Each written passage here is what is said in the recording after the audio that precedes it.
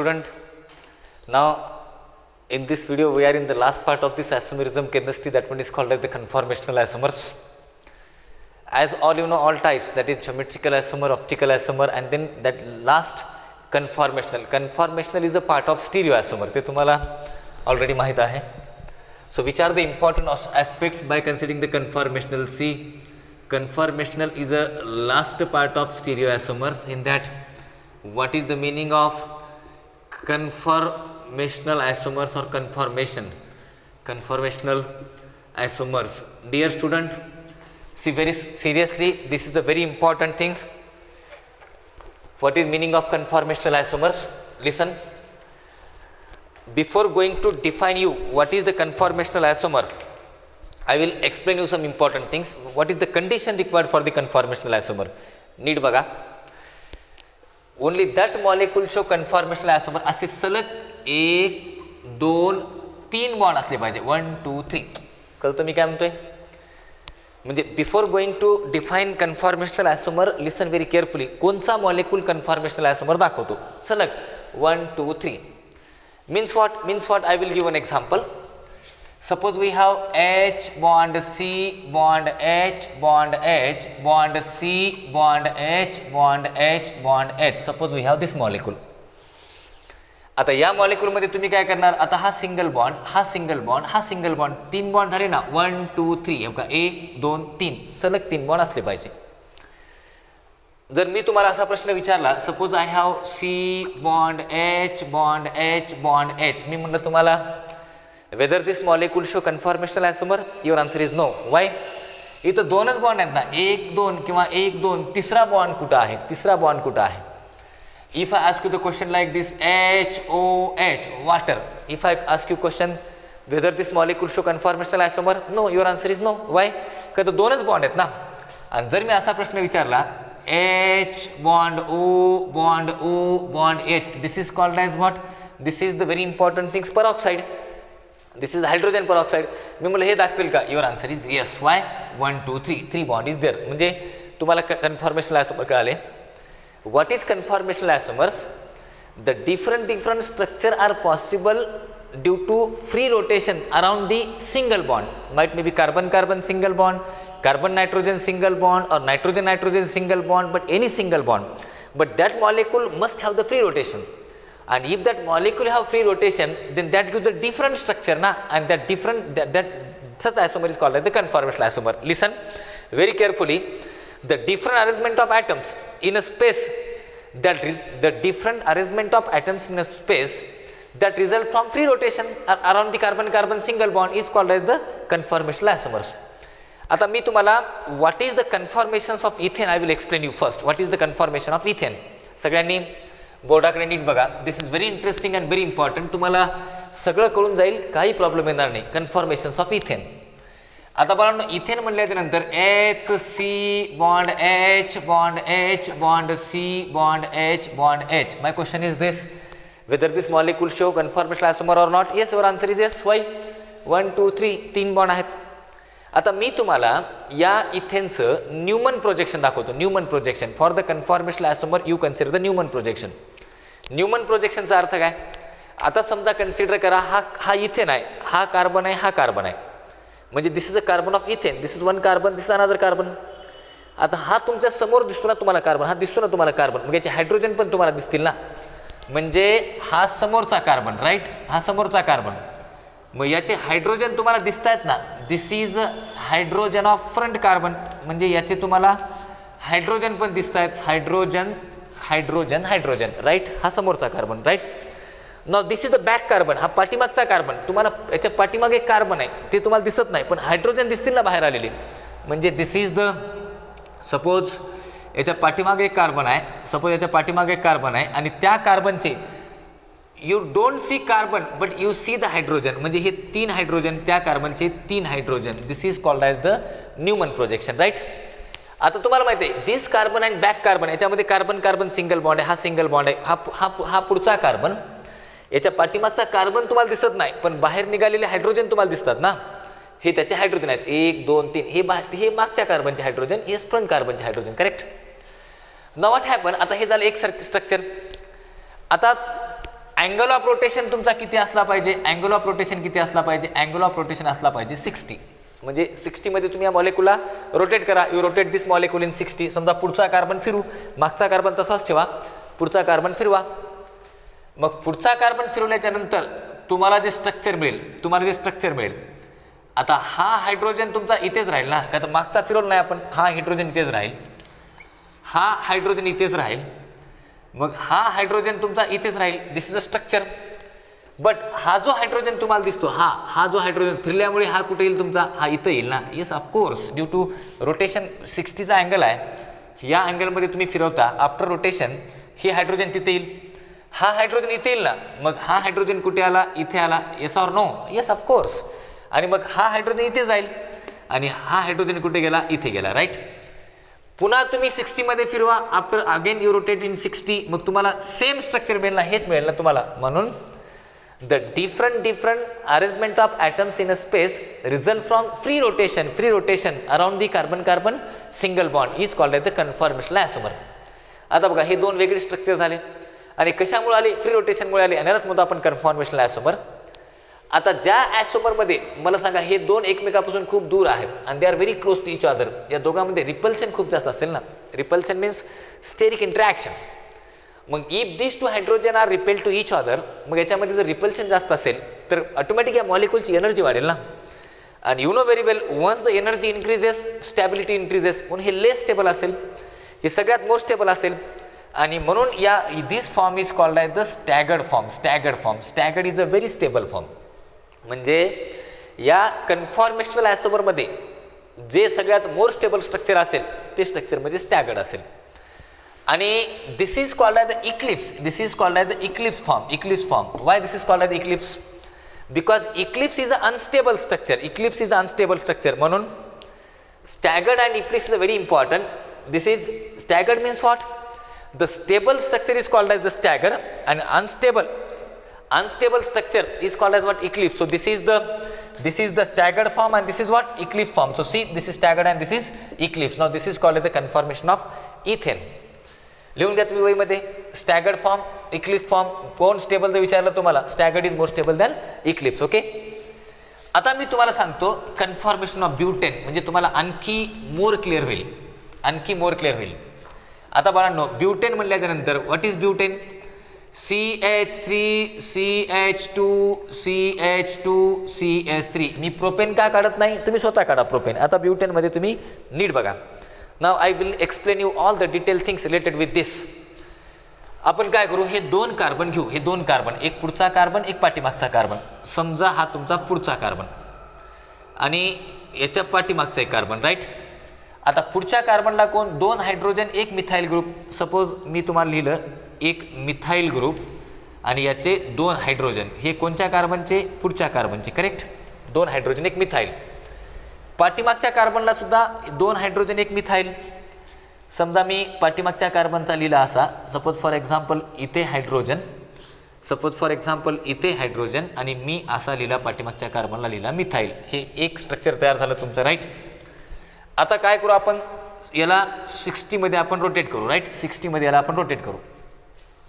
काय करा, हा कार्बन असाच राहू द्या, पाठीमागचा कार्बन फिरवा. आता पाठीमागचा कार्बन फिरवा, पुढचा असंच राहू द्या. मग 60 मध्ये रोटेट केल्याच्या नंतर after rotating this molecule in 60, आता हा तुमचा पुढचा कार्बन तसाच राहील. इथे तुमचा जशाल तसा कोण, here CH3 because as it is front carbon. Here what, H. Here also H. पण हे जे हायड्रोजन आहे 60 मध्ये फिरवल्यामुळे हे इथं आले ना, हे इथं जवळ आले. आता हे इथे येणार, हा तुमचा कुठे येणार, हा तुमचा इथे येणार. मग हा तुमचा CH3 कुठे जाणार, हा तुमचा CH3 इथे येणार. म्हणजे this is the next conformation which obtained after 60 rotation. आता पुन्हा एकदा काय करा, पुढच्या कार्बनला तसंच ठेवा, पाठीमागचा कार्बन पुन्हा एकदा 60 मध्ये फिरवा. Write down once again, rotate this molecule in 60. आता बाळांनो, हे जशाला तसं, हा तुमचा पुढचा कार्बन तसाच राहील ना. हा झाला तुमचा CH3, नंतर हा काय झाला तुमचा, दिस इज द H. नंतर हा काय झाला, दिस इज अनादर हायड्रोजन. पण हे फिरल्यामुळे हे H इथं येईल ना तुमचा. Now this is H. Yes. मग हे H कुठं जाईल तुमचा, हे तुमचा इथं येईल, हे H इथं येईल आणि हा इथे तुम्हाला CH3 जाईल. लक्षात तुमच्या, हा झाला तुमचा CH3. मग आता once again you rotate this molecule in 60, once again you rotate this molecule in 60, पुन्हा एकदा तुम्ही याला 60 मध्ये रोटेट करा. मग पुन्हा एकदा रोटेट केल्यानंतर काय होईल, हे तुमचं जसेला तसं राहील, हा तुमचा जसेला तसा CH3 यस. नंतर as it is this is H, this one is also H. पण आता हे मिथिल इथं मागचा फिरल्यामुळे मिथिल जवळ येईल नाही, म्हणजे हा मिथिल तुमचा जवळ आला, हा CH3 राईट. मग हा H याच्या क्लोजमध्ये येईल, दिस इज H. पुन्हा तो H याच्या क्लोजमध्ये येईल आणि this is another H right. Okay, पुन्हा एकदा याला आणखी 60 मध्ये फिरवा, मग तुम्हाला असंच मिळेल ना, CH3 इथं जाईल and so on. Once again suppose once again just you rotate this molecule in 60, मग तुम्हाला वेगळे वेगळे कन्फॉर्मेशन मिळतील. Now what are the important aspects inside of this, or what are the important concept related with this phenomenon. आता बाळांनो, मी तुम्हाला काय सांगतो नीट बघा. आता माझ्यासमोर समजा हे 4 स्ट्रक्चर आहेत, 1 2 3 आणि 4 राईट. आणि या 4 स्ट्रक्चरमध्ये सगळ्यात मोस्ट स्टेबल स्ट्रक्चर हे असेल का, दिस इज कॉल्ड ॲज अँटी. 2 मोठे मोठे ग्रुप एकमेकापासून दूर आहेत, 2 बिग ग्रुप आर व्हेरी म्हणजे very on long distance from each other, apart from each other. हा CH3 ते हा CH3 चे दोघाचा 180 अँगल आहे, 180 अँगल. मग मला सांगा, हे दोघं जर एकमेकापासून दूर असतील, बल्की ग्रुप जर एकमेकापासून दूर असतील, ते doesn't have any steric repulsion, ते doesn't have any steric interaction. मग त्या मॉलिक्यूलची एनर्जी वाढणार नाही, मग त्या मॉलिक्यूलची एनर्जी वाढणार नाही, त्याची स्टॅबिलिटी सगळ्यात जास्त वाढेल ना.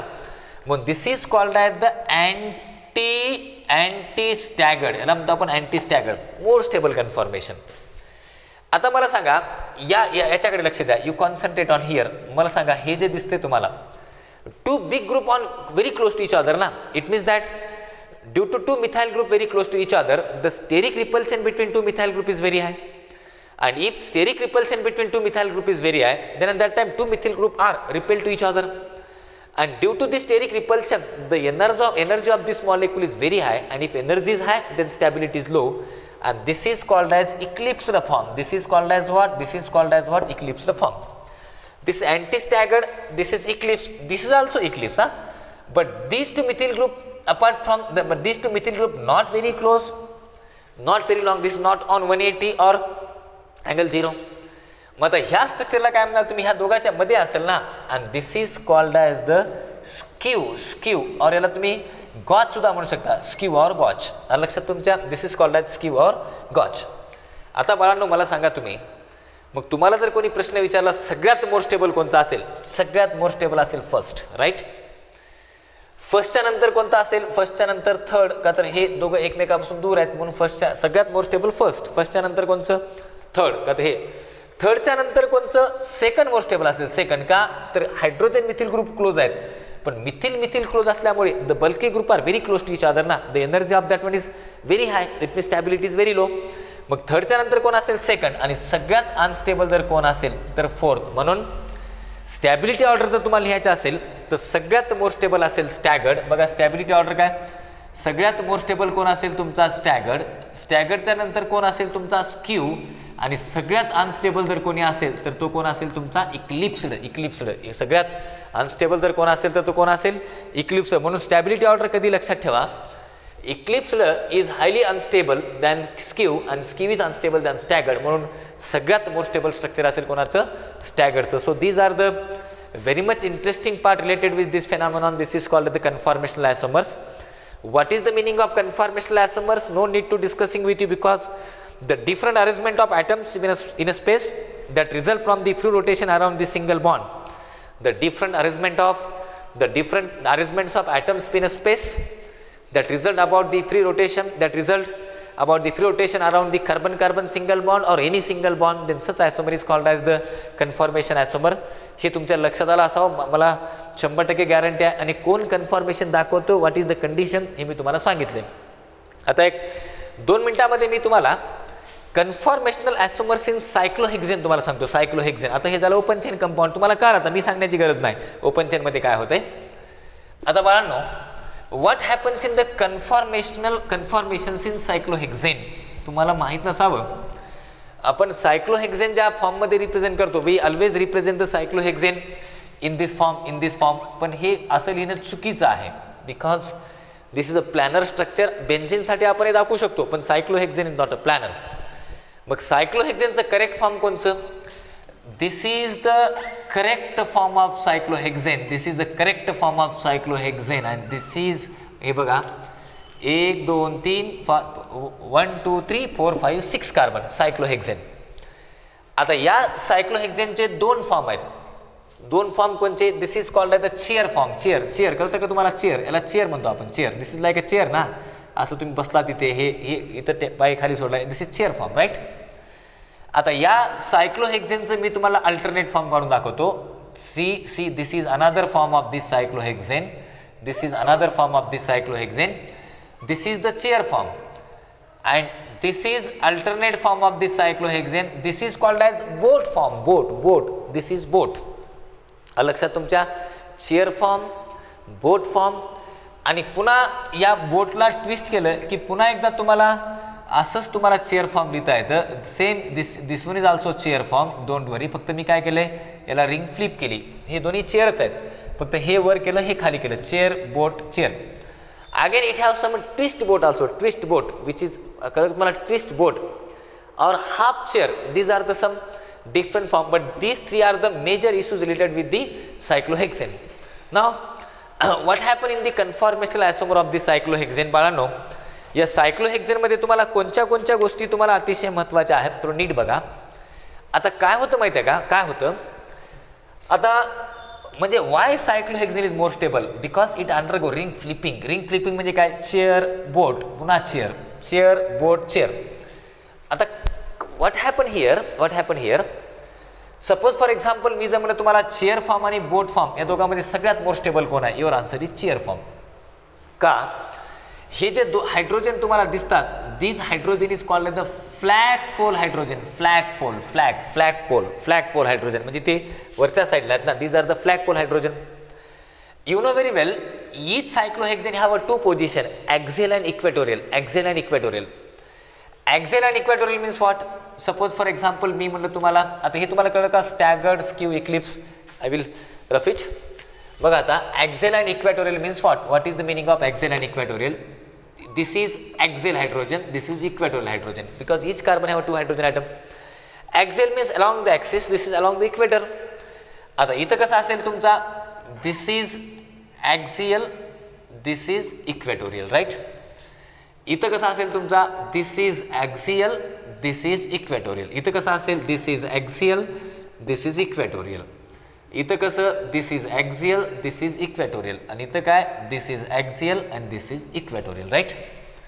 आता चेअर फॉर्म मध्ये इथं बघा, हे जे 2 हायड्रोजन आहेत, फ्लॅगपोल हायड्रोजन, हे एकमेकांसोबत रिपेल करतील ना.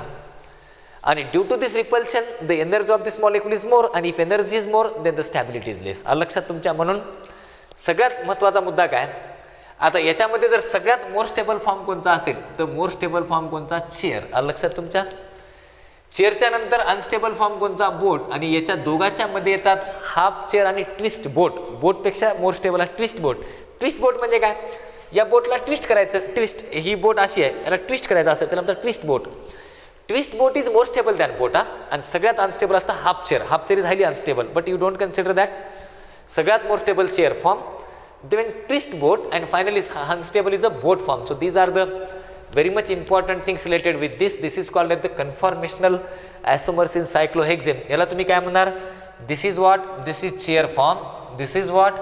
This is boat form. And what about this? And this is a chair form. Chair, boat, chair. Chair form is always more stable than the boat form. These flagpole hydrogen are repelled to each other. This is very important. आता काय मी तुम्हाला याच्यामध्ये काही exception देतो. Exception म्हणजे कसे? आता याच्यामध्ये जर सपोज फॉर एक्झाम्पल तुमच्या लक्षात आलं असावं, बिकॉज इन रेग्युलर टीचिंग प्रत्येक टॉपिकमध्ये तुम्हाला काही गोष्टी डिस्कशनमध्ये येतील. आता बाळांनो, व्हॉट हॅपन म्हणजे some abnormal question may be asking your examination. Abnormal question म्हणजे काय? आता समजा तुम्हाला जर त्यांनी असं स्ट्रक्चर दिले, CH3CHOH bond CHOH bond CH3. This is called as the butane 2,3 diol. What is IPC name of this compound? 1 2 3 4 carbon atom parent chain is there. Therefore word root is but, 2 but. Then finally this is AN E, then 2,3, this is diol, butane 2,3 diol, right? Butane 2,3 diol. आता याच्यामध्ये काय होतं, you know, in butane anti staggered is more stable ना, anti staggered is more stable. आता मी तुम्हाला इथे दोन स्ट्रक्चर काढतो. दिस इज एक्सेप्शनल एक्झाम्पल, तुम्ही माहीत असणं गरजेचं आहे. वाय ते मी तुम्हाला सांगतो. Suppose for example we have this type of structure. मी याचे एक करतो. तुम्हाला असं वाटतं की समजा इथे एक OH आहे. Suppose we have here OH and suppose here another OH is here. Suppose we have here, suppose we have here CH3 and another CH3 and suppose we have here H, OH, H and CH3. Here OH, here CH3 and here H. तुम्हाला कळतं these two are at 180 angle, therefore this is anti-staggered and this compound is more stable, correct? This compound is more stable, of course. पण काय होतं याच्यामध्ये exceptional काही cases असतात. Exceptional means what? मी तुम्हाला काय सांगितलं, anti staggered is more stable than skew or gauche and that one is more stable than eclipse. पण इथं काय होतं, याच्यापेक्षाही मोर स्टेबल स्ट्रक्चर हे आहे. याच्यापेक्षा मोर स्टेबल स्ट्रक्चर हे कोणचं बघा. आता suppose here OH, suppose here CH3 and suppose here H and suppose here OH, suppose here H and suppose here CH3, this is more stable. Why? कधी लक्षात ठेवा, दोन OH एकमेकाच्या 60 ला आले त्याच्यामध्ये एक नवीन कन्सेप्ट येतो. This is called as intramolecular hydrogen bonding. And what is intramolecular hydrogen bonding? या सगळ्या गोष्टी ऑलरेडी तुम्हाला होतील भविष्यात केमिकल बॉन्डिंगमध्ये. Intramolecular hydrogen bonding and exceptionally this molecule is more stable. म्हणून सगळ्यात मोर स्टेबल जर तुम्हाला याचं स्ट्रक्चर कोणतं असेल तर ते स्ट्रक्चर असेल हे.